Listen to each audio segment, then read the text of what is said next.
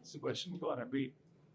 Which RBI and I see guidelines are coming to assess, not specific guidelines, but specifically action. I have two questions on that. One, do you think that there is a segment of population that gets excluded because now APR was a cap? And secondly, in your view, what is that level of APR that the regulator is kind of comfortable? You want any specific person to answer? Certainly. Okay, so first of all, it's a myth, flat out myth, that RBI intervention on APR has made difficult for fintechs to serve customers. I think if one refers to what has transpired over last 1 year, what RBI has laid out without putting any cap on APR is very clearly that there has to be a process to arrive at this number. And something which can never ever be compromised is the element of transparency and disclosure. So what you may see in the last 24 months particularly, that there has been a big push towards achieving that transparency and disclosure as far as APR is concerned. KFS, which is one manifestation of that, which is a key facts and state key KFS, which is mandatory for 100% of the customers. How has it changed the market? It has changed the market in the following manner. The products have evolved in such a manner where what used to be a much higher APR now is operating at a lower APR. It's not so much just because RBI has put a cap, but it is also to be competitive in the market. What a lot of people don't realize, that high APR somewhere is synonymous also with not because of the APR standalone, synonymous with the element of compliance somewhere getting compromised. So large portion of the market, I would say 90% of the market remains unaffected.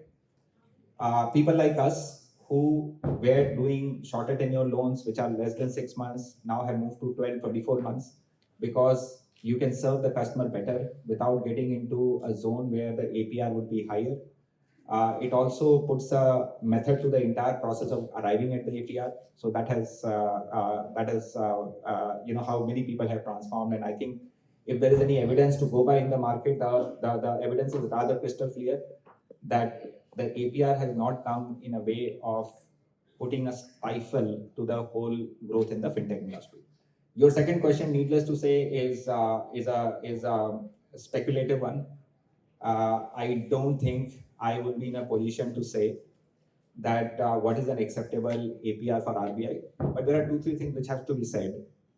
First and foremost, as I said, RBI has shown a very strong iron will in ensuring that whatever you charge has to be disclosed in a manner where the burden of communication doesn't lie, rather the burden of understanding doesn't lie with the customer, but the burden of communication lies with the fintech player. It's a great positive step. As you mentioned, the 2025 to 2035, I think if India wants to go to a developed market, you need systems and processes like this. You can't treat customers as chattels. You have to treat them in a way where they are known and things are understood to them. That's number one. Number two, I think, sometimes we tend to revolve around APR. Though APR is only perhaps 10-15% of the discussion where RBI or regulator has got engaged, the remaining 80-85%, which may seem like, moves from the regulator, which may come as a hindrance in the business, but then has gone a long way in terms of driving up growth. For example, the FLDG example I was talking about. Not to belabor the point, I remember the day FLDG came, the newspaper was flooded with the view that, oh, now only 5% FLDG, the market will go down, fintech can't manage risk, etc., etc. But I think that was just the advent of an inflection point where both banks, NBFCs, and fintechs could work in a collaboration. They had capital and trust. We had customer intimacy and the code and the ability to understand customer better. So I think those kind of things have gone have created far more positive impact vis-a-vis the element of just the APR, which may seem like putting a pedal in the whole growth story. Thank you. Super.